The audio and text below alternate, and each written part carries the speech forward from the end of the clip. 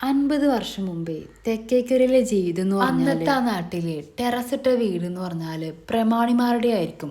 അതും വിരലിലെണ്ണാവുന്ന ഒന്നോ രണ്ട് വീട് മാത്രമേ നമുക്ക് കാണാൻ പറ്റൂ. ബാക്കിയെല്ലാം വൈക്കോലോണ്ടും ഓലോണ്ടും മേഞ്ഞിട്ടുള്ള വീടായിരിക്കും. കാലം ഓർത്തു ആ നാട്ടുകാർക്ക് കുശാലായിട്ടൊരു ചോറുണ്ടെന്നുണ്ടെങ്കിലേ അന്നത്തെ പ്രമാണിമാരുടെ കല്യാണം വരണം.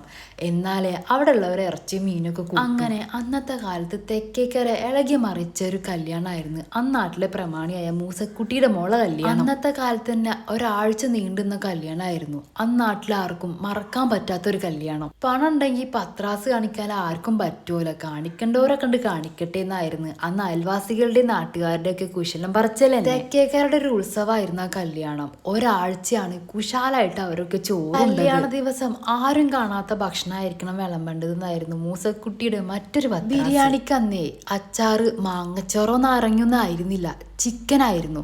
അതും അക്കരയിന്നായിരുന്നു സ്ത്രീകളെ വിളിച്ച് ചിക്കനൊക്കെ അച്ചാറിടിപ്പിച്ചത്. കല്യാണത്തിന് കൂടി എല്ലാവരുടെയും ചർച്ച ഭക്ഷണത്തെ കുറിച്ചായിരുന്നു. അന്നത്തെ ചിക്കൻ അച്ചാറിനെ കുറിച്ച് കല്യാണത്തിന് കൂടി മറ്റു പ്രമാണികളും തിരക്കാൻ തുടങ്ങി. വിശപ്പടക്കി കഴിഞ്ഞു പോകാനായിട്ട് അക്കരയിലുള്ള സ്ത്രീകളുടെ വരുമാന മാർഗം ഇങ്ങനെ ബീഫും ചിക്കനൊക്കെ അച്ചാറിടല്ല. അവരുടെ കാര്യത്തിൽ ഈ കല്യാണം വർഷം തികയുമ്പോഴേക്ക് വലിയ അച്ചാർ ബിസിനസ്സുകാരായിട്ട് ഇവരങ്ങോട്ട് മാറി. അപ്പം നിങ്ങളും വേഗം ഓർഡർ ചെയ്തോ.